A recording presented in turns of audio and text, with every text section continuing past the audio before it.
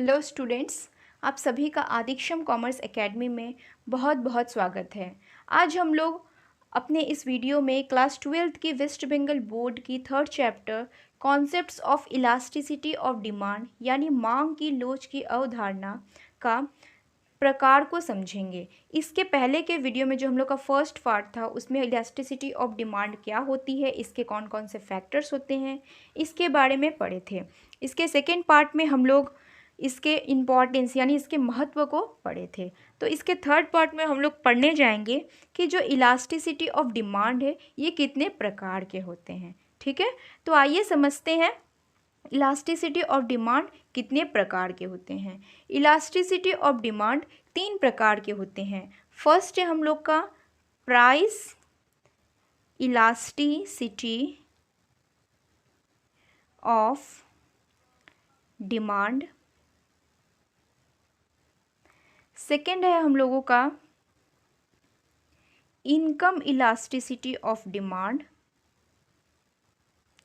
Income elasticity of demand.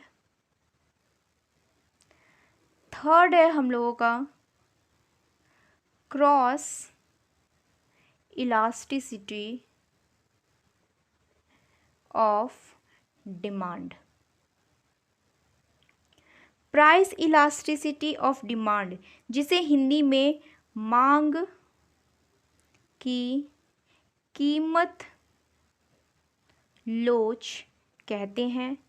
Income elasticity of demand, जिसे हिंदी में मांग की आय लोच कहते हैं। थर्ड है क्रॉस इलास्टिसिटी ऑफ डिमांड, जिसे हिंदी में मांग की तिरछी या आड़ी लोच कहते हैं। इन तीनों को समझने से पहले मैं एक बार फिर से याद दिलाना चाहती हूँ कि इलास्टिसिटी ऑफ डिमांड क्या है।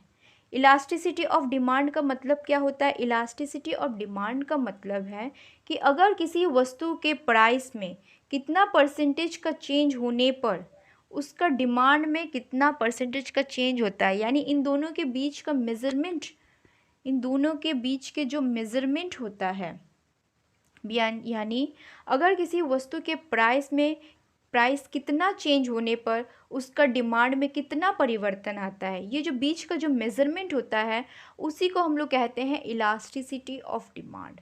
अब ये जो मेज़रमेंट है उसको चेक करने के लिए क्या होता है, हम लोग को सॉल्व करना पड़ता है मैथ्स की तरह। लेकिन उसको सॉल्व करने के लिए क्या चाहिए? फॉर्मूला चाहिए। तो इलास्टिसिटी ऑफ डिमांड यानी ईडी का फॉर्मूला क्या होता है? Percentage change in demand upon percentage change in price. तो इलास्टिसिटी ऑफ डिमांड का फॉर्मूला क्या होता है? परसेंटेज, ये जो ट्रायंगल की तरह है इसको बोलते हैं चेंज, ठीक है, ये डी यानी percentage change in demand, percentage change in price. ये हो गया इलास्टिसिटी ऑफ डिमांड का फॉर्मूला। इसका एक और भी फॉर्मूला होता है, लेकिन जब इसको हम लोग मैथ्स के रूप में सॉल्व करेंगे तब हम दूसरे फॉर्मूले को बताऊंगी। अभी इस फॉर्मूले को बताने का रीज़न ये है क्योंकि हम लोग जितने भी सारे अभी टाइप्स पढ़ने जा रहे हैं उसमें इसका बहुत ही इम्पॉर्टेंट रोल है। क्लियर? तो एक एक करके समझते हैं इन तीनों का मतलब। पहला है प्राइस इलास्टिसिटी ऑफ डिमांड, जिसे हिंदी में मांग की कीमत लोच कहते हैं। इसका मतलब होता है किसी वस्तु के प्राइस में होने वाले चेंज के फलस्वरूप उसके डिमांड में जिस गति या दर से चेंज होता है उसे प्राइस इलास्टिसिटी ऑफ डिमांड कहते हैं। यानी किसी वस्तु को अगर हम लोग किसी वस्तु को खरीद रहे हैं तो उसको सिर्फ प्राइस ही नहीं देखते हैं, उसके अदर फैक्टर्स को भी देखते हैं। टेस्ट हो गया, प्रेफरेंसेस हो गया, उसका इनकम हो गया, फैशन हो गया, ट्रेंडिंग हो गया, ये सब भी देखते हैं। लेकिन लॉ ऑफ डिमांड क्या बताता है? यहाँ पे हम लोग को बताया जा रहा है कि केवल अदर सारे हम लोग का प्राइस को छोड़कर इसमें क्या होगा, जितने भी सारे फैक्टर्स है वे आपके प्रेफर में है, वे आपके अकॉर्डिंग है, सब कुछ आपके रेफरेंस में है। अब सब कुछ आपके फेवर में है, यानी जितने भी सारे फैक्टर्स हैं यहाँ पे सारे फैक्टर्स क्या हो जाएंगे, कांस्टेंट हो जाएंगे। उन सारे फैक्टर्स को अगर कांस्टेंट रखकर सिर्फ प्राइस में अगर चेंज होता है तो उस बदलते हुए प्राइस का चेंज का जो रूप होता है वो डिमांड पर किस तरीके से पड़ता है वो कहलाता है प्राइस इलास्टिसिटी ऑफ डिमांड। यानी अदर जितने भी सारे फैक्टर्स है वे सब कुछ कांस्टेंट रहे और अगर किसी वस्तु का केवल प्राइस में परिवर्तन हो रहा है तो उसका असर डिमांड में किस तरह से पड़ता है ये कहलाता है हम लोगों का price elasticity of demand. Clear. अगर आपके एग्ज़ाम में क्वेश्चन आए कि मांग की कीमत लोच को परिभाषित करिए तो आप डेफिनेशन क्या लिखेंगे, किसी वस्तु की प्राइस में होने वाले चेंज के फलस्वरूप उस वस्तु की डिमांड में जिस गति या दर से चेंज होता है उसे प्राइस इलास्टिसिटी ऑफ डिमांड कहते हैं। प्राइस इलास्टिसिटी ऑफ डिमांड का फॉर्मूला क्या होता है, percentage change in quantity demand upon percentage change in price. यानी प्राइस इलास्टिसिटी ऑफ डिमांड का फॉर्मूला क्या है, percentage change in quantity demand upon percentage change in price. ये कहलाता है हम लोग का प्राइस इलास्टिसिटी ऑफ डिमांड का फॉर्मूला। क्लियर। अब ये जो प्राइस इलास्टिसिटी ऑफ डिमांड है ये भी इसके भी काइंड्स होते हैं। इसके कितने काइंड्स हैं, ये 5 प्रकार के होते हैं। जो प्राइस इलास्टिसिटी ऑफ डिमांड है ये 5 प्रकार के होते हैं। फर्स्ट है हम लोगों का परफेक्टली इलास्टिक डिमांड। सेकेंड है हाई इलास्टिक डिमांड। थर्ड है हम लोगों का इलास्टिक डिमांड या रिलेटिवली इलास्टिक डिमांड। फोर्थ है हम लोगों का relatively inelastic demand. And last one है हम लोगों का परफेक्टली इन इलास्टिक डिमांड।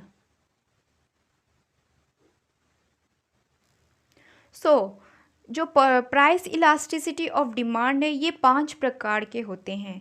कौन कौन से, फर्स्ट है हम लोग का परफेक्टली इलास्टिक डिमांड जिसे हिंदी में पूर्णतया लोचदार मांग कहते हैं। सेकंड है हम लोग का हाई इलास्टिक डिमांड जिसे हम लोग दूसरा नाम से इसे यूनिटरी इलास्टिक डिमांड भी कहते हैं जिसे हिंदी में अत्यधिक लोचदार मांग कहते हैं। थर्ड है हम लोगों का रिलेटिवली इलास्टिक डिमांड या इलास्टिक डिमांड जिसे हिंदी में लोचदार मांग कहते हैं। फोर्थ है हम लोगों का रिलेटिवली इन इलास्टिक डिमांड या इन इलास्टिक डिमांड जिसे हिंदी में बेलोचदार मांग कहते हैं। फिफ्थ है हम लोग का परफेक्टली इन इलास्टिक डिमांड जिसे हिंदी में पूर्णतया बेलोचदार मांग कहते हैं। अब एक एक करके समझते हैं इन सब का मतलब क्या होता है। फर्स्ट है हम लोग का परफेक्टली इलास्टिक डिमांड जिसे हिंदी में पूर्णतया लोचदार मांग कहते हैं। इसमें क्या होता है, किसी वस्तु के प्राइस में चेंज ना होने पर या बहुत कम परसेंटेज का चेंज होने पर हो तो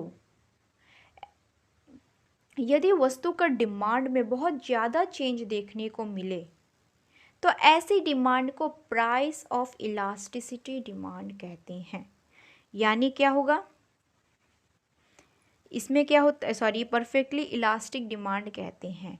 इसमें क्या होता है, किसी वस्तु का प्राइस में माइनर सा चेंज हो, यानी माइनर एकदम हल्का सा चेंज हो जिसे हम लोग रोज़मर्रा की ज़िंदगी में 0% चेंज कहते हैं, लेकिन उसका डिमांड क्या हो, उसके डिमांड में मेजर चेंज हो, उसके डिमांड में बहुत बड़ा चेंज देखने को मिले, तो ऐसी डिमांड को हम लोग परफेक्टली इलास्टिक डिमांड कहते हैं। सपोज़ अगर किसी वस्तु का दाम है 500 रुपये, अगर उसका दाम बढ़कर 502 रुपये हो जाए, यानी 500 के मुकाबले 2 रुपया क्या है, एकदम माइनर सा चेंज है। अगर प्राइस बढ़कर 502 रुपये हो जाए, यानी प्राइस में माइनर सा चेंज हो जाए, लेकिन उस माइनर सा चेंज होने पर उसका डिमांड में बहुत ज़्यादा परिवर्तन देखने को मिले, तो ऐसी डिमांड को हम लोग प्राइस परफेक्टली इलास्टिक डिमांड कहते हैं। क्लियर? तो परफेक्टली इलास्टिक डिमांड किसे कहते हैं? किसी वस्तु के प्राइस में चेंज ना होने पर या एकदम से माइनर सा चेंज होने पर उसके डिमांड में मेजर सा चेंज यानी बहुत ज़्यादा चेंज देखने को मिले, तो ऐसी डिमांड को परफेक्टली इलास्टिक डिमांड कहते हैं। क्लियर? अब ये इसको डिमांड को कैसे निकालिएगा, जैसे ईडी, हम लोग का इलास्टिसिटी ऑफ डिमांड का फॉर्मूला क्या है? इलास्टिसिटी ऑफ डिमांड का फॉर्मूला है percentage change in demand upon percentage change in price. यानी सपोज अगर, यानी क्या बताया जा रहा है, प्राइस में एकदम माइनर सा चेंज 0% का चेंज होने पर उसकी डिमांड में जो परिवर्तन आता है, ऐसी रिलेशन को हम लोग क्या कहते हैं? ये क्या है हम लोग का? इन्फिनाइट है। यानी ईडी कैसा है इसका? इन्फिनाइट है। यानी प्राइस में एकदम हल्का चेंज आ रहा है, लेकिन डिमांड में मतलब कोई अंत नहीं है, उस तरह का चेंज है, यानी इन्फिनाइट चेंज आ रहा है। ऐसी डिमांड को परफेक्टली इलास्टिक डिमांड कहते हैं। ये इसका कोई एग्जांपल दीजिए। इसका एग्जाम्पल कुछ नहीं होगा, क्योंकि ये पूरा क्या है, एक इमेजिनरी कंडीशन है, ऐसा कभी होता ही नहीं है। सपोज गोल्ड का एग्जाम्पल ले लेते हैं। अगर गोल्ड का प्राइस है 60,000 रुपये, अगर उसका दाम बढ़कर 200 रुपये हो गए, यानी 60,200 रुपया हो गया, तो 60,000 के मुकाबले 200 रुपया क्या है, एकदम माइनर सा चेंज है। तो क्या लोग अगर 60,000 रुपये की कीमत देकर गोल्ड को खरीद रहे थे, तो क्या 200 रुपया बढ़ जाने से लोग उसके डिमांड को कम कर देंगे? नहीं, उसके डिमांड में कोई परिवर्तन नहीं देखने को मिलेगा, क्योंकि लोग 60,000 जब दे रहे हैं तो 200 रुपया देने में उन लोग को कोई प्रॉब्लम नहीं होगा। तो यहाँ पे ये कंडीशन काम नहीं होता है। तो ऐसा कोई भी एग्जाम्पल नहीं है जहाँ पे ये कंडीशन अप्लाई हो, इसलिए क्या है, टोटली इमेजिनरी कंडीशन है। क्लियर? सेकेंड है हम लोगों का हाई इलास्टिक डिमांड या यूनिटरी इलास्टिक डिमांड, जिसे हिंदी में अत्यधिक लोचदार मांग कहते हैं। इसमें क्या होता है, जब किसी वस्तु का डिमांड में होने वाला चेंज उसके प्राइस में होने वाले चेंज का इक्वल हो, तो ऐसी डिमांड को हाई इलास्टिक डिमांड कहते हैं। यानी प्राइस में अगर 50% का चेंज हो रहा है, प्राइस में अगर 50% का चेंज हो रहा है, तो डिमांड में भी 50% का चेंज होगा। ऐसी डिमांड को हम लोग हाई इलास्टिक डिमांड कहते हैं। क्लियर? तो इलास्टिसिटी ऑफ डिमांड का फॉर्मूला क्या है? Price change in demand, percentage change in demand upon percentage change in price. अगर इसको हम निकालें तो 50% इसमें भी है तो 50% इसमें भी, दोनों कट जाएगा, यानी 1। हम लोग देखे हैं मैथ्स में। तो यहाँ पे इलास्टिसिटी ऑफ डिमांड कैसा है, 1 के बराबर है। क्लियर? ये भी क्या है, ये भी एक इमेजिनरी कंडीशन है, ये भी एक इमेजिनरी कंडीशन है, क्योंकि ऐसा कोई भी प्रोडक्ट नहीं है कि अगर उसका दाम अगर किसी प्राइस का दाम अगर 50% बढ़ रहा है तो उसका डिमांड भी 50% ही कम होगा बोलकर, ऐसा कोई भी गुड्स नहीं है अभी तक। तो हाई इलास्टिक डिमांड में क्या पढ़ते हैं, जब किसी वस्तु की डिमांड के चेंज का परसेंटेज उसकी प्राइस की चेंज के परसेंटेज के क्या हो, इक्वल हो, तो ऐसी डिमांड को हम लोग हाई इलास्टिक डिमांड कहते हैं। क्लियर? थर्ड है हम लोगों का इलास्टिक डिमांड या इन इलास्टिक डिमांड, जिसे हिंदी में लोचदार मांग कहते हैं। इसमें क्या होता है, इसमें जब किसी वस्तु का डिमांड, वस्तु के चेंज का प्रतिशत, वस्तु का जो डिमांड होता है उसका जो उसमें जो परिवर्तन आता है वो प्राइस से ज़्यादा हो, यानी percentage change in price percentage change in demand से कम हो। यानी जो परसेंटेज चेंज इन डिमांड है वो परसेंटेज चेंज इन डिमांड से क्या हो, प्राइस से क्या हो, ज़्यादा हो, तो वो कहलाता है इलास्टिक डिमांड। यानी अगर किसी वस्तु का प्राइस कम हो रहा है तो उसका डिमांड में ज़्यादा परिवर्तन देखने को मिलता है। अगर किसी वस्तु का प्राइस घट रहा है तो उसका डिमांड क्या होगा, ज़्यादा देखने को मिलता है। मतलब उसका डिमांड क्या होगा, बहुत तेज़ गति से ज़्यादा बढ़ जाएगा। तो इसे कहते हैं इलास्टिक डिमांड या रिलेटिवली इलास्टिक डिमांड। तो हम लोग का इलास्टिक डिमांड का फॉर्मूला क्या था, percentage change in demand upon percentage change in price. तो इसको निकालेंगे, सपोज़ हम लोगों का प्राइस है किसी वस्तु का 2 रुपया, 2 रुपये अगर घट रही है तो उसको खरीदने वाले क्या हो गए, 5 हो गए। यानी यहाँ पे इलास्टिसिटी ऑफ डिमांड कैसा है, ज़्यादा है। यानी ये 1 से ज़्यादा ही होगा। अगर 1 से कम होता तो यहाँ पे प्राइस ज़्यादा हो जाता, लेकिन 1 नहीं है, यहाँ पे 1 से ज़्यादा है, 1 से ज़्यादा है, इसलिए हम लोग ये हुआ है हम लोग का, मतलब ईडी यहाँ पे ज़्यादा हो गया। तो इलास्टिक डिमांड मतलब क्या होता है, या इसमें जब किसी वस्तु का डिमांड के चेंज का परसेंटेज उसके प्राइस के चेंज के परसेंटेज से ज़्यादा होता है तो ऐसी डिमांड को हम लोग रिलेटिवली इलास्टिक डिमांड या इलास्टिक डिमांड कहते हैं। इसका एग्जांपल हो गया, सपोज़ लग्जरी जो हम लोग का सामान होता है उसमें हो गया। सपोज़ किस आईफोन का दाम अगर घट रहा है, अगर 60,000 रुपये से घट कर अगर 20,000 रुपये आ जाए तो सभी इसका डिमांड क्या हो जाएगा, इसका डिमांड बढ़ जाएगा। बहुत अधिक मात्रा में, बहुत एकदम तेज़ गति से इसका डिमांड क्या होगा, बढ़ जाएगा। क्लियर। फोर्थ है हम लोगों का रिलेटिवली इन इलास्टिक डिमांड।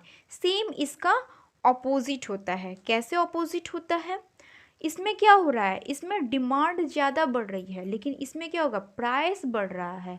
इसमें क्या होता है, जब किसी वस्तु के डिमांड में चेंज का परसेंटेज प्राइस में चेंज के परसेंटेज से कम होता है, यानी percentage change in price percentage change in demand से ज़्यादा हो, तो ऐसे रिलेशन को हम लोग कहते हैं इन इलास्टिक डिमांड। तो इन इलास्टिक डिमांड का फॉर्मूला क्या है, percentage change in demand upon percentage change in price, यही है।